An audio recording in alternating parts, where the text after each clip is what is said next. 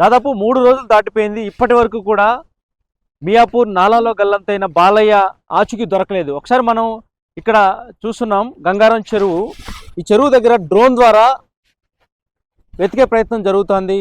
ఒకవేళ నాలాలు దాటి ఇక్కడ వరకు వచ్చి ఉండొచ్చు నాకు అనుమానంతో డ్రోన్ ద్వారా గాలింపు చర్యలు అయితే కొనసాగుతున్నాయి. హైడ్రా, ఎన్డీఆర్ఎఫ్, ఎస్డీఆర్ఎఫ్ బృందాలన్నీ కూడా తీవ్ర స్థాయిలో గాలిస్తున్నాయి 3 రోజులుగా. కానీ నేటికి ఒక ఆచూకీ అనేది లభించలేదు.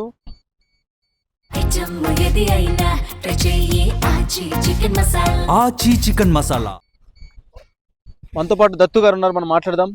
సరే, ఏంటండి ఇక్కడ ఏం జరుగుతుంది? డ్రోన్ ద్వారా గాలిస్తున్నారు అంటే ఇప్పటివరకు కూడా ఎలాంటి ఆధారాలు కానీ ఏమి లభించలేదు అక్కడ.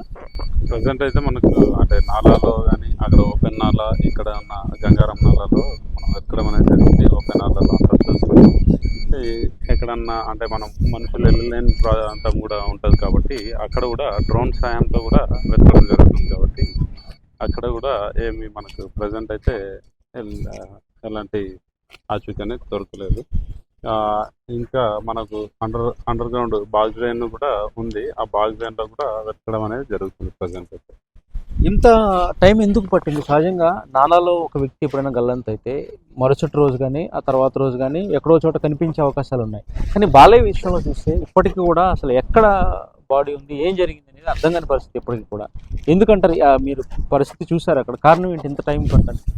అంటే మనకు ఓపెన్ ఏరియాలో స్టాగ్నేషన్ వాటర్లో మనకు ఏదన్నా మనం పడిపోయినట్టయితే మనకు బోట్ సాయంతో తీయడానికి అనేది ఛాన్సెస్ ఉంటుంది. ఇదేంటంటే కంప్లీట్గా క్లోజ్డ్, మధ్య మధ్యలో ఓపెనింగ్స్ ఉన్నాయి కాబట్టి ఎక్కడుంది అనేది అక్కడ వెళ్ళి ఎగ్జాక్ట్గా మనం దాన్ని చూడలేకపోతున్నాం. అదేవిధంగా మనకు ఆ బాగ్ లైన్ కూడా మనం మాన్యువల్గా కూడా మన వర్కర్స్ని దింపి కూడా మనం చేయడం జరిగింది. దాంతో కూడా అక్కడ ప్రజెంట్ అయితే ఎక్కడ కనిపించలేదు. దానికోసమే మనం ఎంత వీలైతే అంత తొందరగా వెతుకుదామనే అన్ని డిపార్ట్మెంట్స్ కూడా మన సిఎంసి అధికారులు కానీ, మన హైడ్రా కానీ, ఎస్డిఆర్ఎఫ్ కానీ అన్ని డిపార్ట్మెంట్స్ కూడా ఈ మొన్న నైట్ నుంచి ఈ కష్టపడడం జరుగుతుంది. కానీ ప్రజెంట్ అయితే దొరకలేదు. ఇంకా మీకు తెలుసు దత్తు గారు, ఇప్పుడు ఒకసారి బాడీ 2 or 3 days అయితే డీకంపోజ్ అయిపోతుంది, అసలు గుర్తించడం కూడా కష్టం. ఇలాంటి పరిస్థితిలో పెద్ద టాస్క్ ఇది. ఎలా చేయబోతున్నారు? ఒక పక్క ఒత్తిడి అధికారుల నుంచి, ఇప్పటివరకు కూడా ట్రేస్ అవుట్ చేయలేకపోయారు. నాలాలో ఒక వ్యక్తి గల్లంత అయింది అనేది ఒక ఆరోపణలు, ఒక విమర్శలు అయితే ఒక వినిపిస్తున్నాయి. ఏం చేస్తున్నారు అధికారులు? నెక్స్ట్ ఏం చేయబోతున్నారు? ఇప్పుడు మనకు కెమెరాస్ అంటే అండర్ వాటర్ స్కానర్తో కూడా సెర్చ్ చేయడం జరిగింది నాలాలో. మరి అదేవిధంగా ఈ డ్రోన్ సాయంతో కూడా వెతకడం జరుగుతుంది అనమాట. బాడీ డికంపోజ్ అంటే మనకు ఓపెన్ దాంట్లో పడితే తొందరగా బయటకు వచ్చే ఛాన్స్ అనేది డికంపోజ్ అయ్యి పైకి తేలే ఛాన్స్ ఉంటుంది. ఈ క్లోజ్డ్ కాబట్టి దానివల్ల కూడా రాలేకపోతుంది. ఇప్పటి వరకు చేసిన ప్రయత్నం ఏంటంటే మీకు తెలిసి ఇప్పటివరకు కూడా పడిన దగ్గర నుంచి ఎన్ని రకాలుగా ప్రయత్నం చేశారు? ఎన్ని రకాలుగా వెతికే ప్రయత్నం చేశారు? ఇప్పుడు పైప్స్ ఎక్కడైతే మనకు స్టార్టింగ్ పాయింట్లో పైప్స్ అయితే ఉన్నాయి, అక్కడ నుంచి మనకు ఫేస్ ఆక్సిజన్ సిలిండర్స్ వేసుకొని మన బృందాలు వెళ్ళి లోపల ఆ పైప్లో కూడా హ్యూమ్ పైప్స్ ఉంటాయి కదా, హ్యూమ్ పైప్స్లో కూడా వెళ్ళి వెతకడం జరిగింది. అక్కడ కూడా దొరకలేదు. దాని తర్వాత ఇటు ముందు రామకృష్ణ నగర్ అని మన కల్లమంజిరెడ్డి స్కూల్ దగ్గర కూడా వెతకడం జరుగుతుంది. అక్కడ నుంచి కూడా దాని లోపల అంటే ఏదన్నా ఫ్లోటింగ్ మెటీరియల్ కానీ అక్కడ ఏమన్నా చిక్కుకున్నారా అనేది కూడా చూస్తారు. అక్కడ కూడా మనకి ఇప్పటి వరకు దొరకలేదు. దాని తర్వాత నెక్స్ట్ కంటిన్యూషన్ నాలా అనేది గంగారంకు ఉంది. గంగారం చెరువులో మనకి ఎక్కడైతే ఓపెన్ నాలా ఉందో దాంట్లో కూడా మాన్యువల్గా వెతకడం జరిగింది. అదేవిధంగా మన టెక్నాలజీ అంటే డ్రోన్స్ వీటి సాయంతో కూడా వెతకడం జరిగింది. అదేవిధంగా ఈర్లచెరులో నాలాలో బోట్స్ వేసి కూడా వెతకడం జరిగింది. ప్రజెంట్ ఇంకా మనకు ఐడెంటిఫై కాలేకపోయింది. ఇలా అంటే ఇప్పుడు ఇలా చూసినా కానీ కష్టం, డ్రోన్ ద్వారా చూసినా కానీ ఆ ఫ్లోకి ఎక్కడ వరకు బాడీ వస్తుందా లేదా అనేది తెలియని పరిస్థితి, క్లారిటీ లేదు. మరి ఏమనుకుంటున్నారంటే ప్రధానంగా ఎన్ని రోజులు ఇది సాగుతుంది? ఒక పక్క కుటుంబ సభ్యుల్లో ఒక ఆందోళన కనిపిస్తుంది. ఏం చెప్పబోతున్నారు?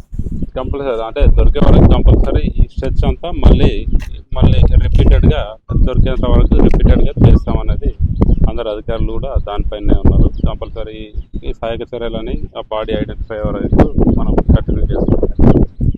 అంటే పడిన స్పాట్ నుంచి ఇప్పటి వరకు ఈ మొత్తం ఈ మధ్యలో లైన్ అంతా కూడా ఆల్మోస్ట్ మీరు ఒకసారి గాలించారు మొత్తం అంతా కూడా?